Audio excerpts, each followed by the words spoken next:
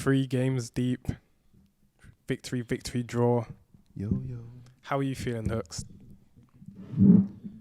I feel great. I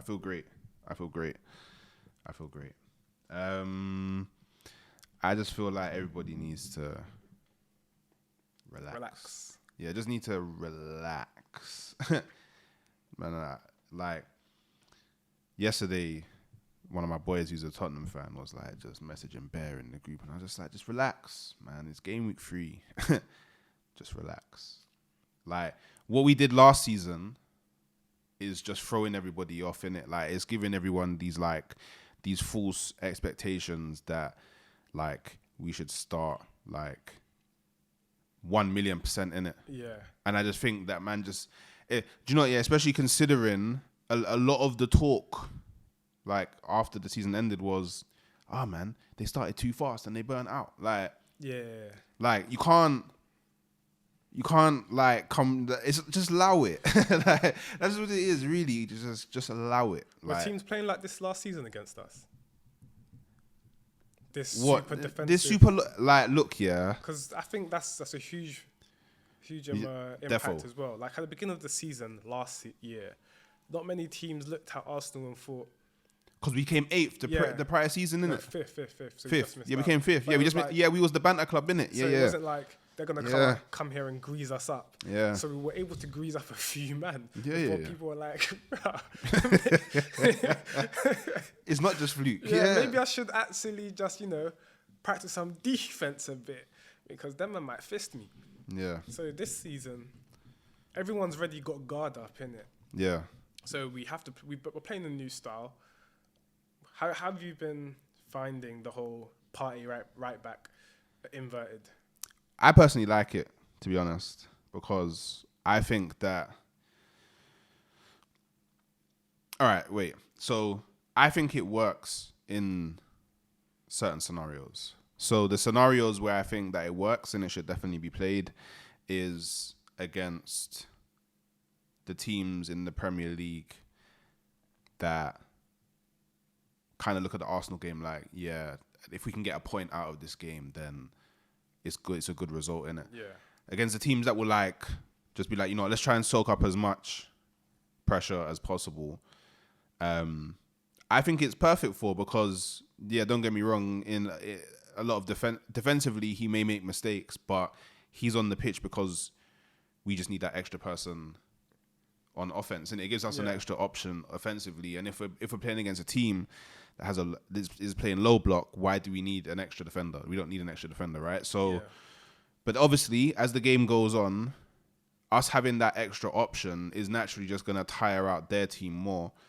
And I guess the only scenario where you would need to bring on Gabriel, in my opinion, is if it's like they've got 1 goal back, there's 1 goal to go, and they brought on like some fresh attacking options, then cool. You bring Gabriel on, we go into the defensive lock, and we just firm out the rest of the game. But yeah, I wouldn't do it in games where the team wants to swing with us, which I don't think a lot of teams will do this year anyway. Or we're in a European match, because I feel like in the Champions League, like every game has to be like W. Like every game has to be W. So no, I agree. So yeah, but yeah, I the thing is, it's annoying, right? Because like, ideally you want the 3 out of 3, but I'm not gonna lie. Yesterday's game, I wasn't too upset with. I mean, it was annoying that we drew, but I don't know.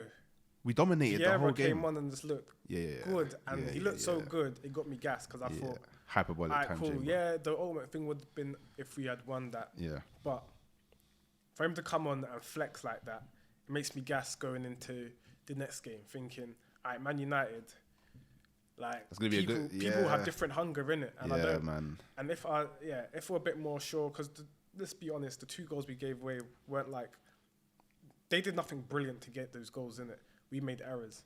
So, and I mean, and me personally, I think it was a foul on Martinelli, so I don't even think it should have been a corner. But when it's like, look, like they scored that corner.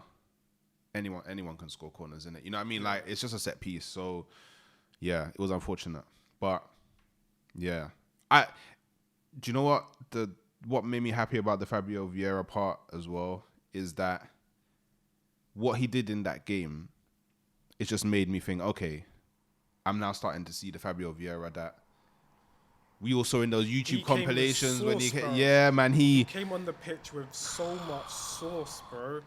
And it's just it just proves, yeah, it's just another option. Yeah, if he scored that bicycle kick, that would have been wavy, you know. That would have been wavy. But see, this is the thing, yeah. Like this is what's annoying me, man. Just be happy, man. Just enjoy it. Like, do you know what I mean? Like, I was watching some video the other day, and it was these Arsenal fans, and there was this super negative guy, and I was just like it was like the negativity was so mad, that I thought we lost, fam. But it was off the back of a game we won. I genuinely thought we must have lost because the vim and just the hatred and all of it was absolutely like I've purposely avoided watching Arsenal YouTube content this week because I know the stuff I'm gonna see. Oh, Kai Havertz. Chelsea did. It's almost like there's fans waiting. There's Arsenal fans waiting for a team to make a mistake just so they can go. You see, it doesn't work. Going back to what we and it's like relax. Partey right back. And it's like just man, relax. Do you know what? Yeah, like man, I can get it when rival fans do it. But when is Arsenal, like, why is this the way you want to support your club? Like, no, through bare grief, fam. But you know what one game draw, you know, but two draw, you know. two, it was win, draw, grief. And the thing is, this whole season, no one's at mass. The club ain't been happy. The fans haven't been happy. From game week 1 wasn't enough because you know it was 2-1 and that's not good enough. And then it was 1-0. Everyone's not good enough. We didn't blow them away. We drew, not good enough. And it's like, just relax. Just relax. Let the team get into gear.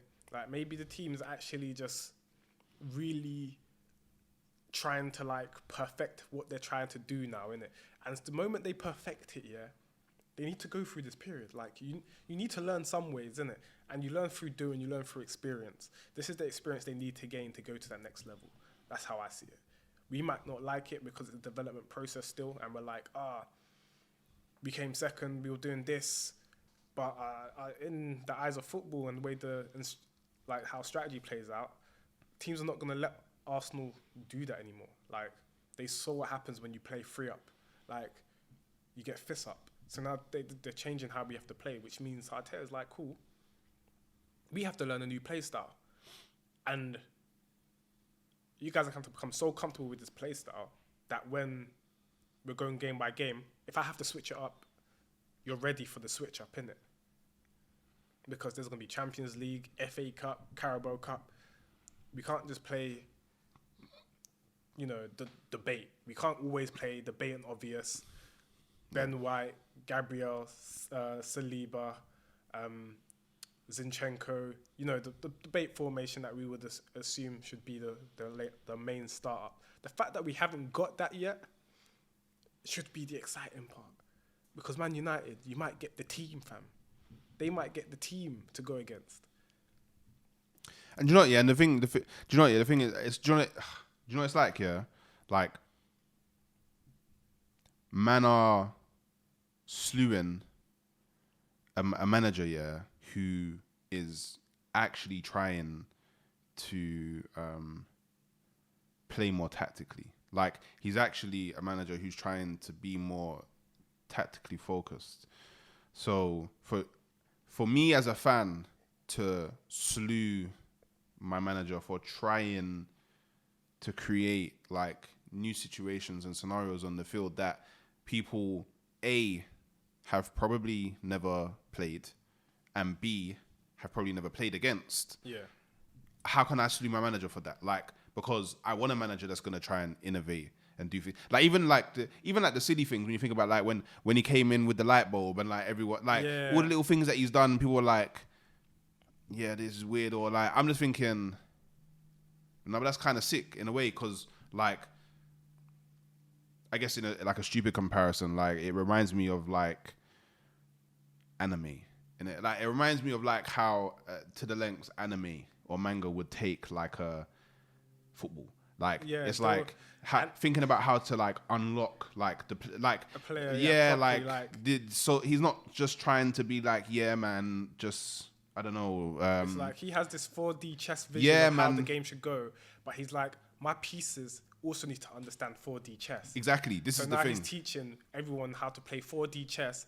So when they're all playing 4D chess, people are going to be bamboozled. And that's what I'm just waiting for everyone to clock the 4D, yeah? It's going to be crazy. Yeah, because like, for example, a lot of people slew Zinchenko, for example. Like, they're like, oh, he makes mistakes. He's not defensively that good. But, like, Zinchenko's come in to Arsenal so Arteta can, like, show everyone that's coming up in that position, this is how you play this position, innit? Like, he is a bit defensively at times, but that's because he was a centre mid. So he was a centre mid who went to being a left back. So Pep basically sort of, oh shit, like, do you know what I mean? So the new positions created, innit? So what happens is you get people like Timber who come to the team and know how to play that role, but is better defensively. Yeah. So basically, what's in that Zinchenko piece is this is how the left back plays in my system. It's the perfect template. This is how you practice, play. Yeah, this is best practice. Like, yeah, exactly. So now it's just down to me as a manager to think, okay, I need to find someone who's better defensively, but can still somewhat be as kind of offensively good as. So this is the thing. He's. It's something that a lot of people are gonna slew him for during, but in the hindsight, people are gonna be like, no, he actually did a Mazzoline.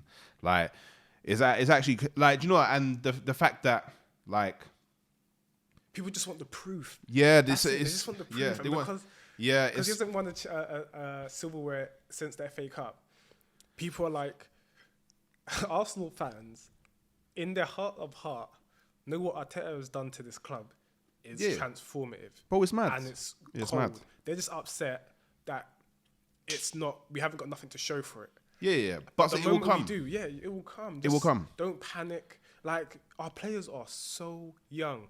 And most of all of them, bar Ødegaard, who they're working on, have signed new long-term contracts. He will sign, because I don't care what anyone says, but there's nowhere better that anyone can go, in my opinion, than Arsenal right now. And the reason why I say this is because Arsenal play in pool. There is the Real Madrid pool, but and the Barcelona. I think those two clubs will always have like some. They'll always have pool to a certain extent, but I feel like it's coming to a point now where people may look at the Prem and be like, it's the chasm between the Prem and La Liga is just too much. Like, I'm speaking from like the financial element now as well, like the eyes on you element, the exposure, like the competition. Like, obviously, don't get me wrong, no disrespect to Barcelona or Real Madrid. You know, I've been to the new camp, big up, new man are wavy. I just feel the fact, you come to Arsenal, you're going into a group of young players who the manager is actively making better. Like, all you would have to do is be like a winger and just look at what he's done with Martinelli and Saka, and just immediately okay, cool, he's going to make me better. Like, you just know that. You know that Arsenal have a manager who is backed at every level in the book. So you know that, okay, not only am I going to be going under Arteta, who a lot of young players see as like a really cold person to just work with. Like, even when he's at Man City as the assistant, like, just a really cold person to work with. you know that he's gonna be there for a period of time. So you know that you're locking into a contract with Arsenal going in a certain path in it. Like I feel like Arsenal's one of the few clubs that a player can know that. Like no, and then you're coming into and you're kind of, for example, Declan Rice, like he's thinking about football differently now, isn't it? Yeah. So like as a player looking out in and seeing everything that's happening, while taking in the context that Arsenal's back in the Champions League, so they're going to be playing at the highest level, and they're, I would say, definitely title contenders. This like that's why everyone's upset and everyone wants to laugh at the drop points. Yeah, they realise that the title contenders are dropping points. Like so, when you see it, they realise because you're a threat. If you weren't a threat, no one would be laughing. If Arsenal done this 3 seasons ago and went win, draw, no one would be like banter club. Like because they'll probably think, oh, that's a really good start, you know. But now it's because they're seeing us like these Titans. They're like, oh yeah, the Titans drop points. Yes. So it's like, yeah, I rate it. It's like last season. Do you know what? Last season just spoiled us, innit? Do you know what? Yeah. I was looking at this, innit? Because I was interested. So last season, we beat Crystal Palace 2-0. Then we beat Leicester 4-2. And then we beat Bournemouth 3-0, innit? So those are the first 3 games, innit? Yeah. So the season before that, we lost to Brentford 2-0. Yeah, we lost to Chelsea 2-0. And then we lost to Man City 5-0. Yeah, I remember that. Yeah. Remember that one? Horrible. Yeah. That 5-0 was...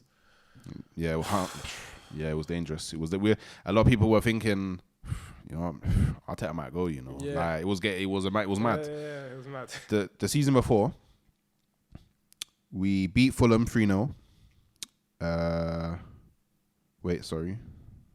Yeah, we beat Fulham 3-0. We then beat West Ham 2-1, but then we lost to Liverpool 3-1 at Anfield. Yeah, so 2 wins and a loss. The season before that, we beat Newcastle 1-0. We beat Burnley 2-1, and then we lost to Liverpool 3-1 at Anfield. So 2 wins and a loss. So this is our second best in the last 5 seasons. In the last 5 seasons. So this is why I just think man need to relax. Yeah. Final. And as well, I don't know why everyone's not looking at it from this perspective. Yeah. So say for example, you think, the way that Arteta's trying to play now is not right. We shouldn't play this way. Yeah. So cool, but we've won twice and drawn once. So if we play your way, then we just win, right? Yeah. So why are people moaning? Yeah, there's because eventually you're gonna like everyone's gonna be like, oh man, can we just go back to Ben White right back and Gabriel centre back and Saliba with Zinchenko and cool. But Zinchenko's been injured. But everyone, no, it's not even that. Cool. Everyone knows that's probably one of the strongest, if not the strongest, back four. So you already know we can improve. Like from what we've done with it, you already know we can improve, right? So what? I don't know. Look, the Man United game is going to be very interesting. Very interesting. So yeah, let's just see how that one goes. But I think Man United will be in for a surprise. I like that. Final thoughts. I'm gonna say, Nketiah, I've got him on 20 goals this season. 20 goals. I'm just leaving it on that. 20 goals. You heard it here first. Okay. I believe in you. All right, cool. We're making takes here. I think Saka will win Player of the Year. Actually, I rate that. Heard it here first.